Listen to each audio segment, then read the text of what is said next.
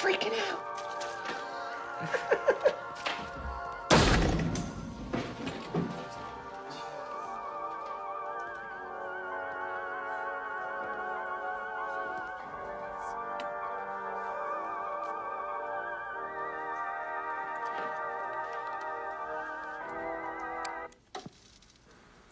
What exactly was that, Mr. Brower? A gallbladder, sir. My office. Now. The activities period was created for intellectual enrichment, which is why I have such a problem with this horror club of yours. What was that film you were watching? Death, death, death. Death, death, death. Part 2. Oh, Lord. Don't you see? Senseless violence is not entertainment. Ladies and gentlemen.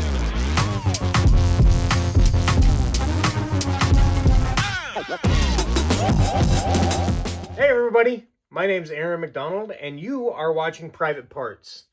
Today we're going to be discussing one of my favorite screenwriters. He's got a new movie coming out at the end of the month. And so today we're going to be talking all things sicko and psycho. We're going to be talking about Andrew Kevin Walker today. Andrew Kevin Walker is one of my favorite screenwriters. He has done. he's a sick dude, and he's right up my alley. I was a fan of his before I realized it. From his first feature through everything that he's done to this point. I haven't seen everything. Let me make that clear. I've missed a couple out there. But everything that I've seen, if I've known it's a project of his, I get excited about it. The first movie we're going to be talking about is one of my favorites from when I was a kid. I rented it at the video store with a buddy of mine, and it's Brainscan. Brainscan is about Edward Furlong. He plays this latchkey kid. His mom has passed away, and his dad's away on business, so he's kind of left to his own devices. He's like this.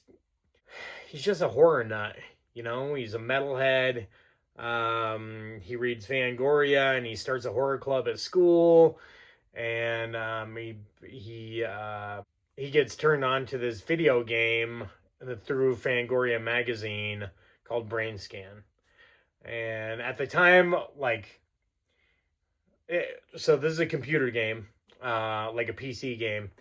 And at the time, there were a lot of different. There was this video game called Night Trap that was like super controversial because it was like photorealistic, and it was about people in ski masks trying to raid a sorority house and murder the sorority girls, and they're all very scantily clad, so it was kind of a big deal. You were kind of like playing. They made the controversy was that it made you feel like you were the murderer without playing the game. That's what people thought of.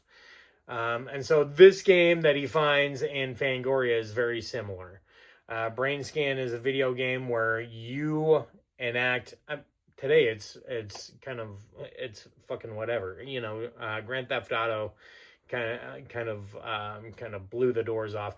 I mean, there was Mindhunt, and there are games where you actually play a serial killer, but this was kind of before all that. And so Brainscan is you're seeing it's a first person game, and you are enacting murders, being guided by a narrator or the mascot, the trickster, right?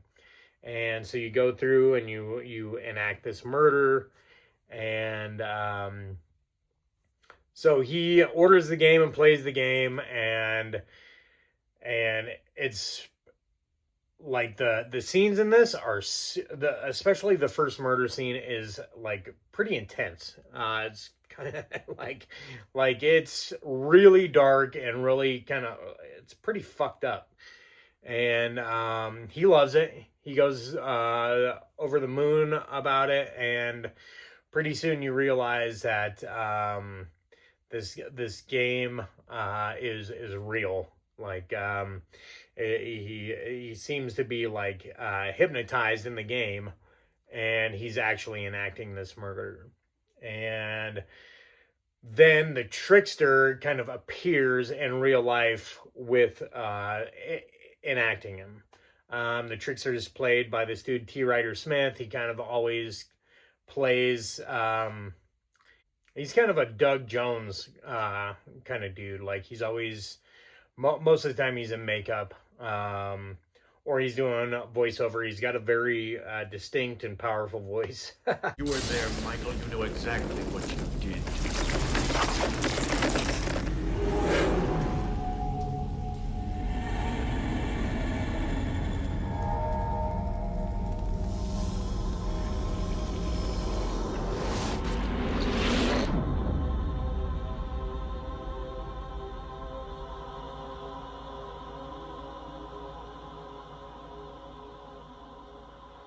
Please allow me to introduce myself. My name is Trickster. But the trickster is a fucking really cool character. He's kind of a cross between Freddy Krueger and Sammy Kerr from Trick or Treat. He's got this wild kind of. He's kind of a fucking rock star demon. He's got this wild fucking like mohawk almost, and these crazy tiger striped clothes, and he's just fucking he's just like he's just this rad dude, and he's kind of guiding Furlong's character through like next steps. So first he commits a murder, and then he has to cover up the murder, and then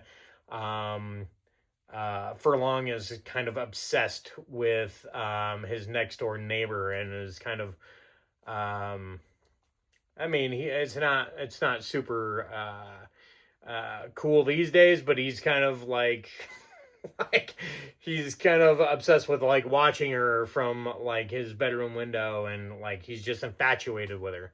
And he's got his best friend Kyle, and all these guys start getting intertwined in all these crimes and cover-ups, and he has to continue to play the game in order to get out of to win the game, or to get out of all these crimes. Frank Langella is a detective who is kind of following up on these crimes and keeps kind of interacting with Edward Furlong. And of course, you know, Furlong can't sing. You know, how are you going to explain that you're innocent because you're only playing a video game, right? So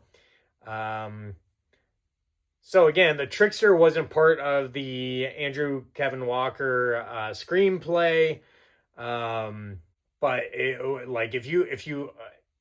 if you watch this movie and try to imagine this movie without the trickster, maybe it wasn't just a play to create a new horror icon. It would be a fucking like really dark, gnarly movie, which is kind of the sandbox that Walker plays in, you know. But this movie's like really, really cool. It's underrated. I believe it might be on Tubi right now, so it's available to watch and stream. I would highly recommend checking this movie out. Hidden Gem might be a little strong. I love it, but I grew up with it. I think it's definitely cool and definitely worth checking out.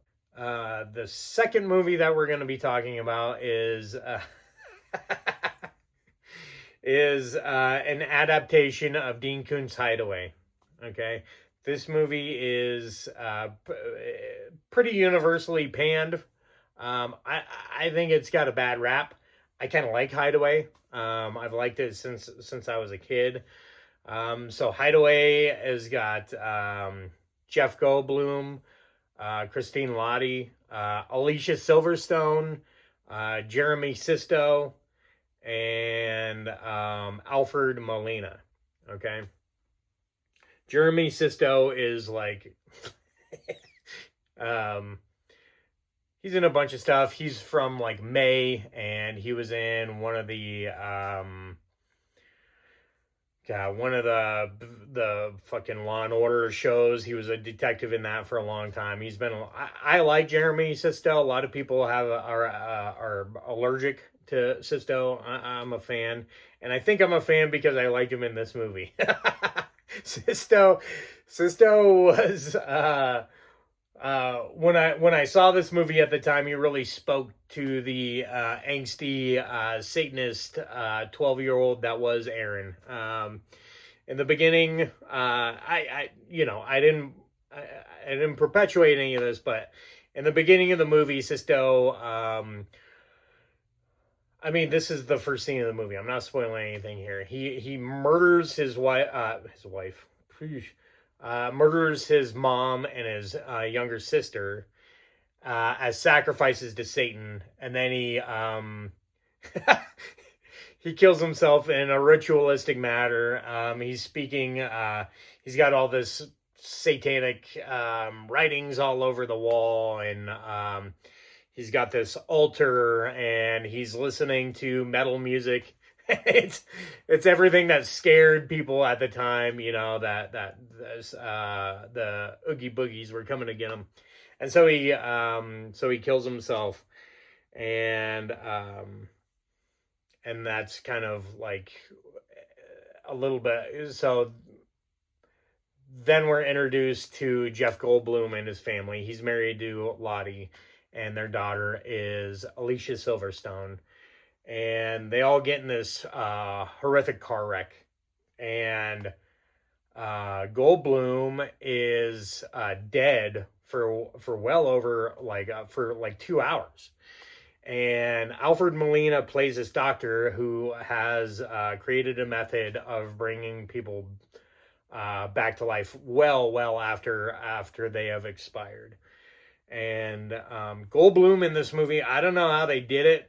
I mean, it's obviously makeup and shit. It could have been adult. He's the most dead anybody has ever been in motion pictures. I've never seen anybody more dead than Jeff Goldblum. I mean, Laura Palmer, eat your heart out. Like, Jeff Goldblum is actually physically dead in the beginning of this movie. So Molina's created this some sort of procedure to bring people back after hours and hours of death. And so Goldblum comes back, but that brings back, so it brings back some consequences. While he's, you kind of get these flashes of, well, you get the flashes of the afterlife, and from both Sisto after he kills himself and Goldblum. And the special effects are it's a blend between like Lawnmower Man and the Spawn hell scene. It's all CGI, and at first I was like, God, this is a pretty, you know, I hadn't seen this since I was a kid, and I just this one definitely is on Tubi, and I just recently watched it. And so while I was doing some research, I realized that it was directed by Brent Leonard, who directed Lawnmower Man and Virtuosity, which is another fucking sick movie. So Brent Leonard was really on a run in the 90s of some pretty terrific movies. Lawnmower Man is a movie that, like, the director's cut, I saw it once on HBO, and it fucking, there's some stuff in the director's cut that really got to me psychological. Like, it terrified me as a kid, some of that stuff. So anyhow, I digress. Jeff Goldblum comes back, and when he comes back, this movie plays on a couple of tropes, right? I've talked about this before. There's a 90s serial killer fucking boom. And this is part of that. But this also plays on the true trope of being linked to a killer and having visions of a killer.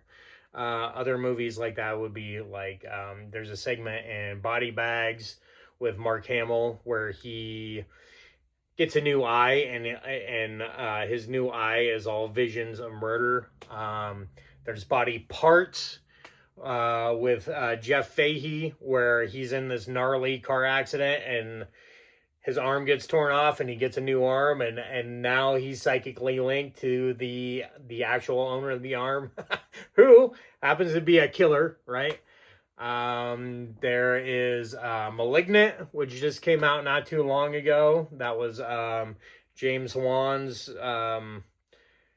fucking what? That movie is rad, dude. Malignant is another movie where somebody is having psychic visions of a serial killer, right? So Hideaway is part of that. So Jeff Goldblum comes back from the dead, and all of a sudden he's psychically linked to a serial killer. That serial killer being Jeremy Sisto, who is also brought back from the dead and is systematically murdering young women in order to as a monument to hell. And like Radon Chong comes on and plays a psychic, and like, dude, Radon Chong will be. I love Radon Chong. I'll do a show down the road about the Donger, the Ray. But it's just all about, so Goldblum can see Sisto stuff and Sisto can see Goldblum stuff, and so now Alicia Silverstone becomes a target of a serial killer. So it's super good.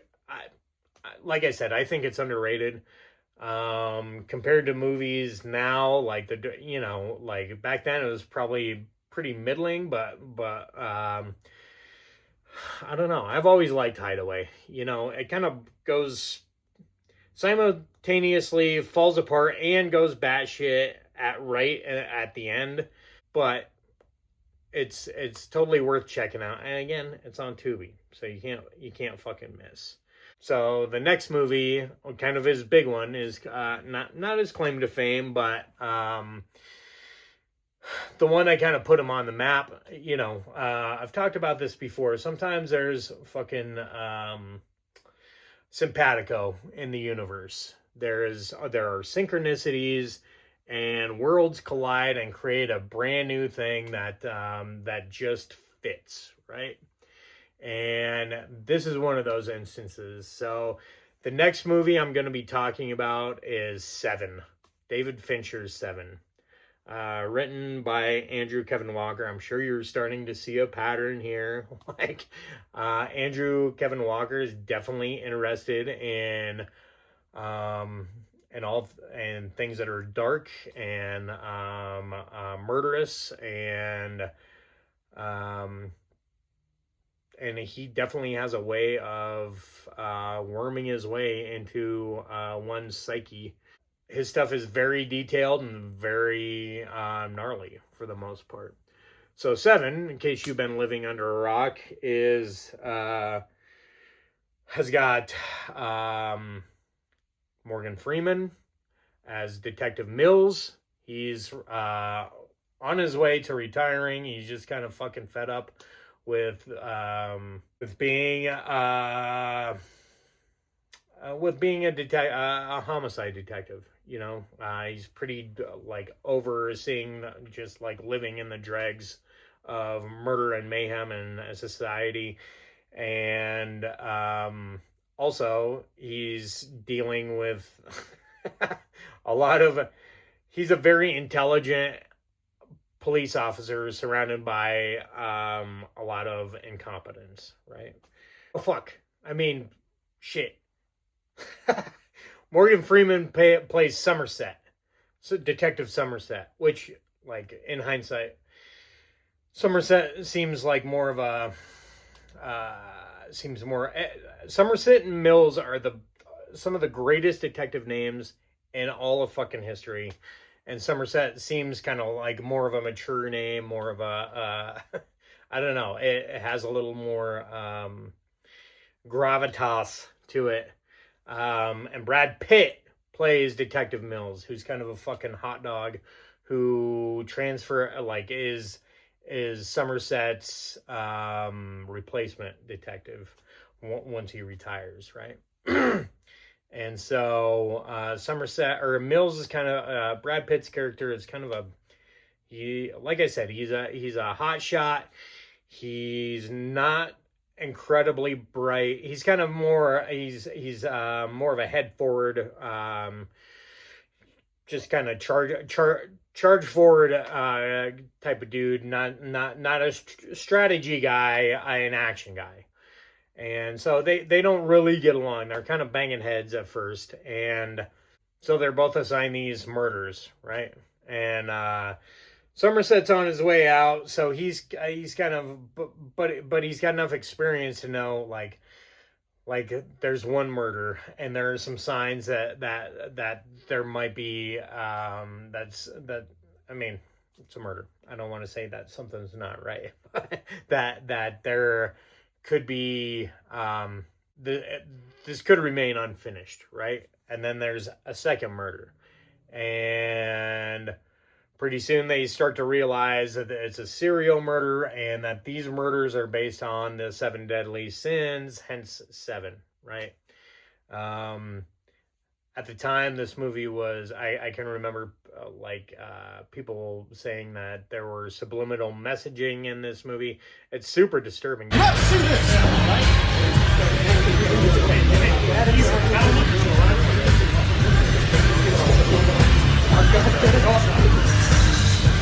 Oh God, get this thing off of me! Get this thing off of me! Get this thing off of me! This is a movie that my mom and I went to Gold Hill Theater in Woodland Park, Colorado, and we saw this together when it, in '95, I think it came out. And this was one of those moments where you see a movie and everything. I mean, I was in a pretty formative age, but you see a movie and everything fucking changes for you. And 7 was a movie that, I mean, I'd never seen anything like it. I still don't think I've ever seen anything like it. There have been a lot of imitators. It's Silence of the Lambs was the OG kind of serial killer, and nothing quite measured up to that. I mean, Jonathan Demme, there's nothing, you can't beat Demme's direction. But 7 was a fucking light years. It wasn't a step ahead. It was a jump ahead in terms of darkness, and just everything about it spoke to me, right? 7 is a masterpiece. I mean, if you haven't seen 7, then you probably shouldn't be watching this. You're not gonna fucking like Brainscan or Hideaway or fucking any of the other, if you didn't see that, if this stuff that I'm talking about interests you, you should definitely watch it. If you know what 7 is and have stayed away from it, then this at least this episode is not going to be for you. Okay. 7's awesome. The next movie we're going to be talking about is, last week I was talking about Joel Schumacher and kind of how he gets shit on for a couple, a couple of really glittery, kind of campy, he did the kind of funny Batman movies and stuff. And I was trying to really convince you about, like, he's really got this darkness and stuff in him. And I failed to mention the movie I'm going to talk about right now. Andrew Kevin Walker wrote 8mm, which is a Joel Schumacher movie with Nicolas Cage and Joaquin Phoenix and Peter Stormare and James Gandolfini. And, it's about...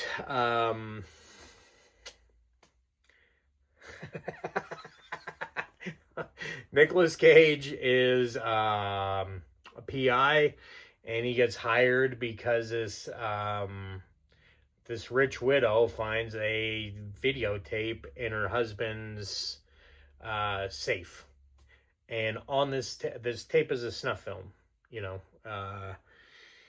and she hires him to find out if this is obviously she's pretty bummed out. She didn't know that her husband, or the love of her life, was into this kind of stuff. So she hires him to find out any information. Is this tape real? Is there a way to just verify the tape and rectify anything that happened on that tape? And so Nicolas Cage kind of goes on this mission. He goes to L.A., home of porn and depravity, and especially in the 90s. And he meets up in a local porn shop with somebody who can kind of get him into that world, who is none other than Joaquin Phoenix. And so this movie gets fucking pretty crazy. It's about perversion and murder and depravity and all the things that make movies fucking weird and fun and thought-provoking. Not porn. Maybe sometimes porn, but just at least the movies that maybe something's wrong with me, okay? I don't know. You're not my PO. So they are investigating this tape, and they kind of have to go into the underground porn scene, and they get turned on to this super sleazy porn producer. I'll hold for you to gasp. James Gandolfini, and that leads to the most notorious kind of S&M, BDSM director played by Peter Stormare, and I'm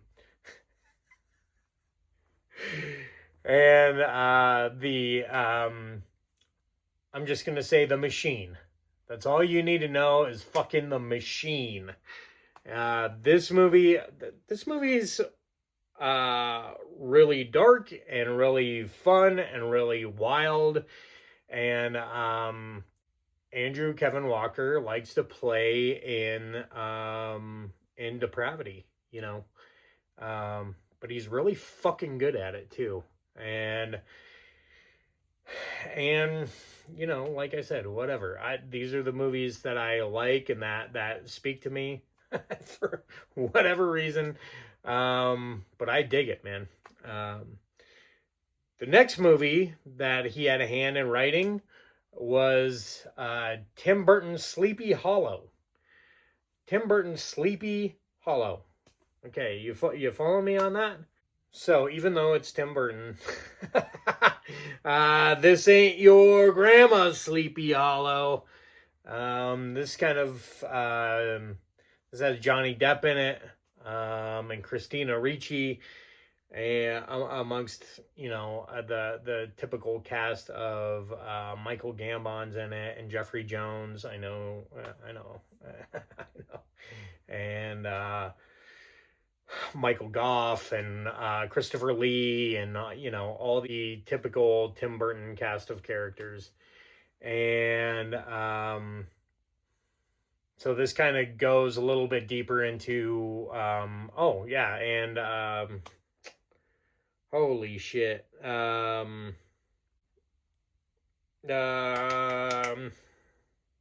Christopher Walken.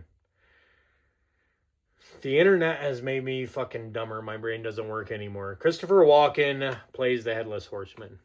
So this is obviously about the legend of Sleepy Hollow and the Headless Horseman. This kind of dives more into, this creates a lore of like, of how the townspeople have utilized the Headless Horseman to their own effect. And this movie's fucking a lot of fun. You can kind of like Walker always has I mean, granted, it's fucking dark black humor, but there's always like there can be a sense of playfulness and shit in his screenplays, and this is that to the full effect.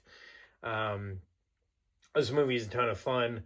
If you're like, this is Tim Burton's last masterpiece movie. It's the last movie that, in my opinion, that he did before shit started to really go off the rails. I like Mars Attacks, but Mars Attacks was also like, that was kind of the beginning of the end for, in my opinion, of his terrific reign. I like some of his later movies. I actually like Dark Shadows. I thought Dark Shadows was a lot of fun. My daughter's been kind of getting into his Alice in Wonderland movies, so I've grown, been able to appreciate those a lot more than I did when they came out. But Sleepy Hollow is the last one where, the windmill, like all the sets, everything. It's like it's the last movie that was like his artwork, you know what I mean? So if you Sleepy Hollow is like a ton of fun and definitely worth checking out. The next movie I'm going to be talking about is 2010's The Wolfman. I know this movie also is not very popular. I think The Wolfman... Listen, I don't talk about movies on this show that I don't... I'm not a critic. I am an appreciator of movies. And the movies that I'm talking about on here are movies that I like, for the most part. Or that I can find something to appreciate.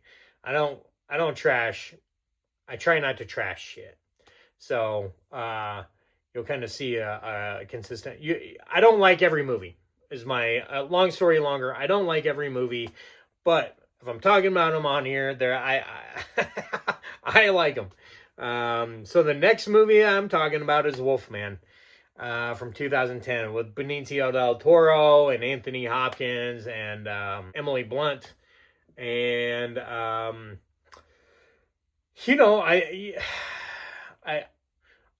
like that movie. It's I think the special effects, maybe the CGI is a little cagey, but the practical effects, I like the design of the Wolfman. I like that it's a Wolfman, a biped. He's a fucking, when I think of a Wolfman, I think of fucking, like the Monster Squad. Some fucking wolfy dude on hind legs with these fucking jacked arms and a fucking torn shirt, you know what I mean? He's still got clothes on, but they're all fucking tattered. That's a fucking Wolfman, dude. And this 2010's Wolfman gives me that, and it gives me plenty of gore. There are, there's some story elements in there that are not, they're not great. Pretty. There's not a whole lot of the twists in there are pretty telegraphed and things like that. But Benicio del Toro is, I think he's a great Wolfman, and I think that movie, like, it's a period piece, I don't need to fucking modernize Wolfman.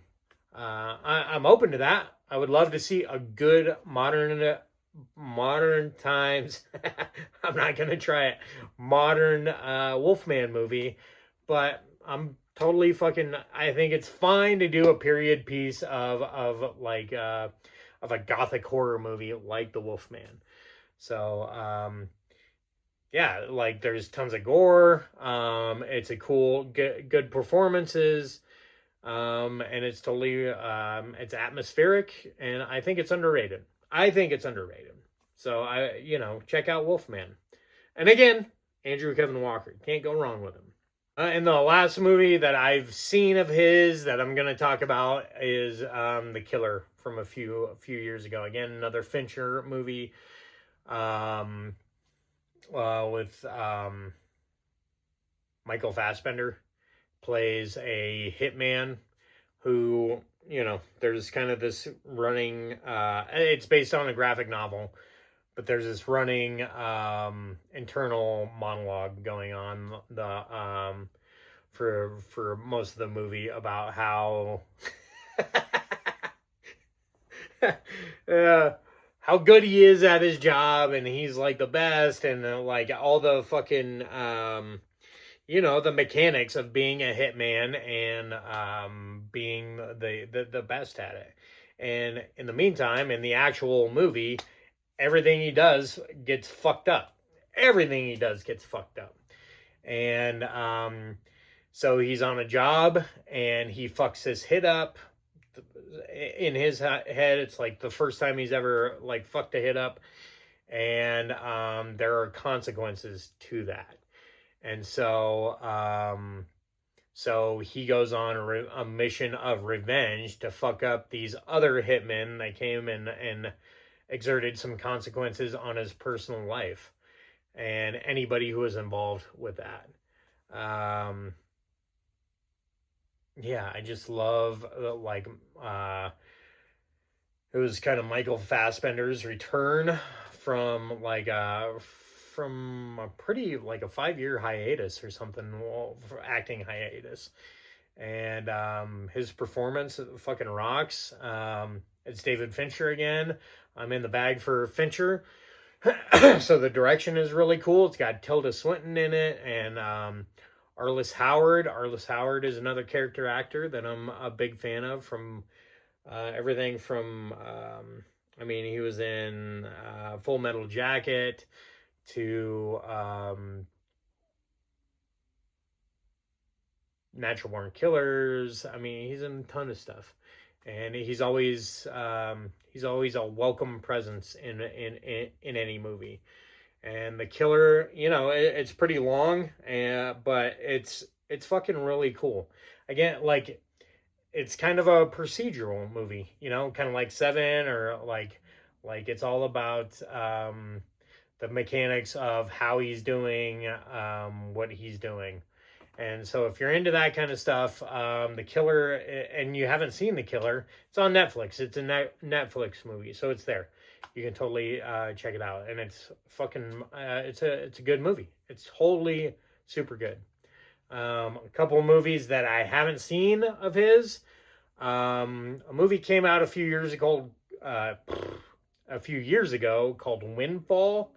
It was another Netflix movie.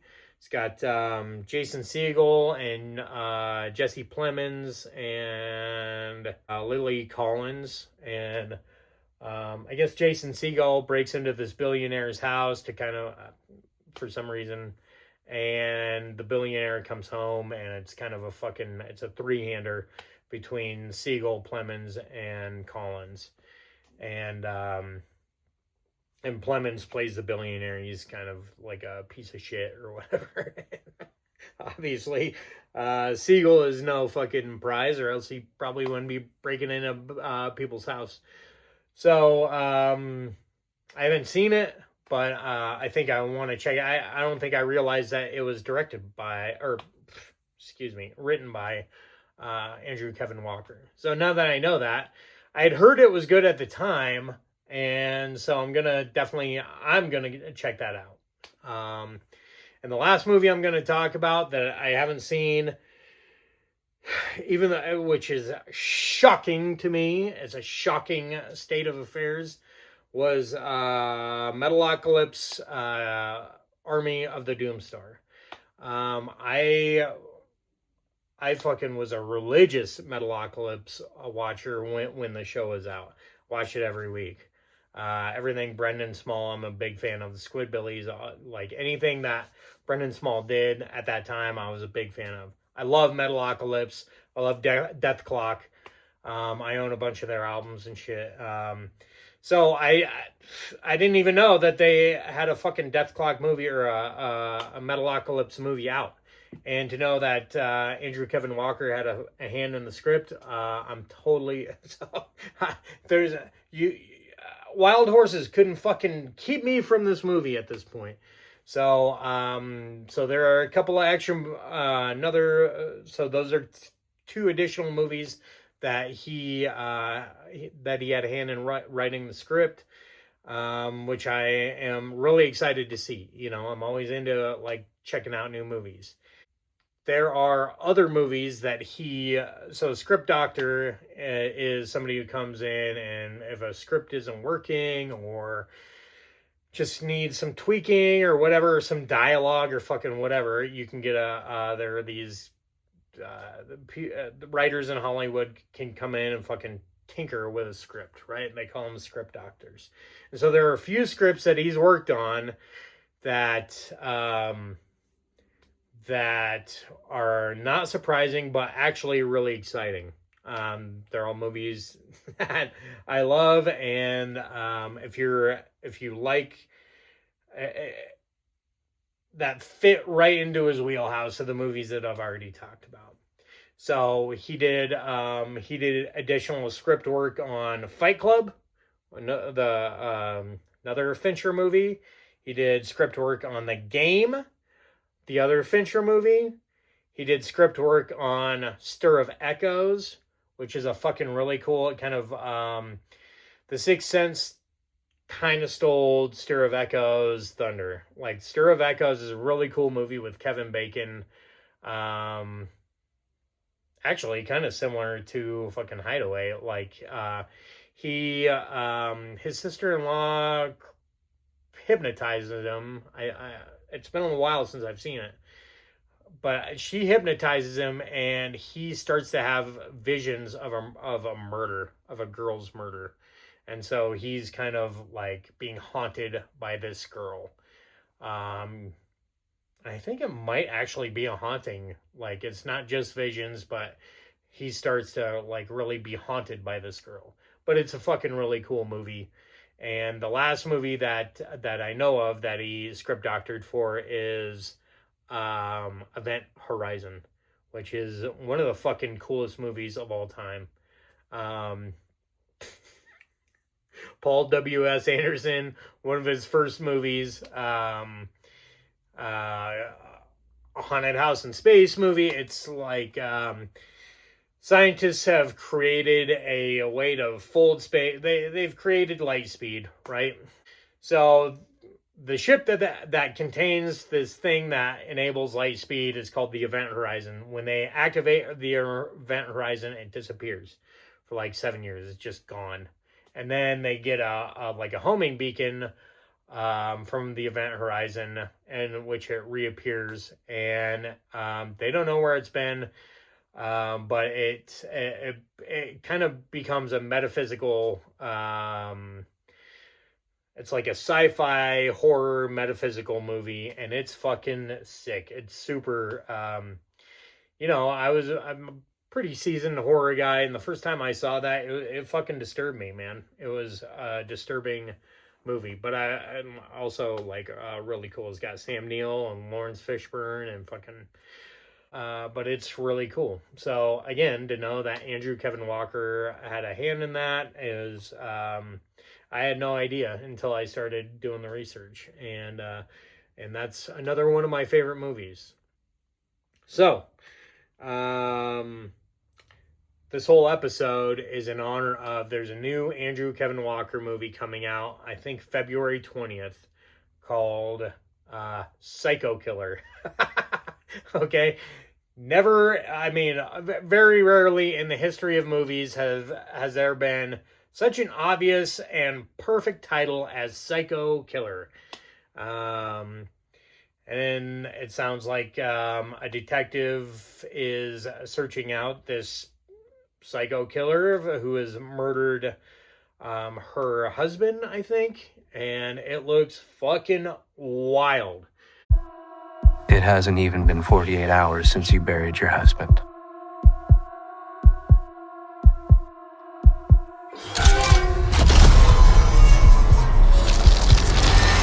What I hope to help you come to grips with,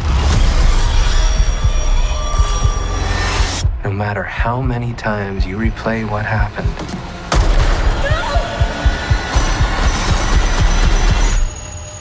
the outcome is inescapable.